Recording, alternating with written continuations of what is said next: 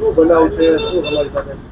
મેં છે ને મુસ્લિમ છોકરા સાથે મેરેજ કર્યા હતા 15 વર્ષ પહેલા. ત્યાંથી મારે બાબો ને બેબી છે. મેં વર્ષથી એની હારે છૂટાછેડા લઈ લીધા. તો મને બ્લેકમેલ કરે, શારીરિક માનસિક ટોર્ચર કરે કે તારે મારી સાથે રહેવું જ પડશે. છૂટાછેડા પછી મારી ફેમિલીને અને મને મારી નાખવાની ધાક ધમકી આપે છે.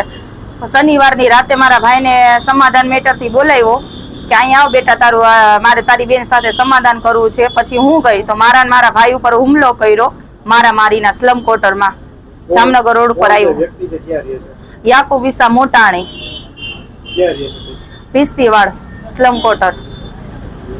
શું કારણથી તમારી હુમલો કરે છે? એમ કે તું મારી યારે રે ને રે, હું હિન્દુની છોકરી છું અને એ મુસ્લિમ છે. કેટલા વર્ષથી તમારું મેરેજ છે? 14 વર્ષ પહેલા.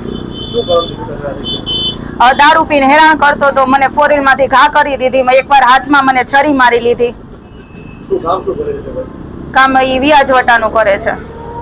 પોલીસમાં અરજી કરી છે તમે? પોલીસમાં મેં 7 મહિનાથી અરજી કરું છું. આપણે પીઆઈ સર પાસે કરી, સીપી સાહેબે અરજી કરી. હજી કોઈ વસ્તુનો એનું રિઝલ્ટ આવતું નથી. હવે શું માંગ છે તમારી? મારી એટલી માંગ છે કે મારી ફેમિલીને છે ને ન્યાય આપો, બધાય થઈને ભેરા થઈ.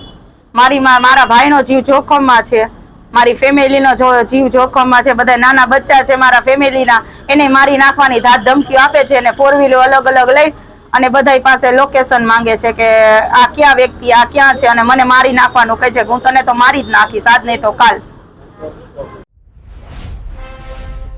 Follow for more updates. VRM9 News.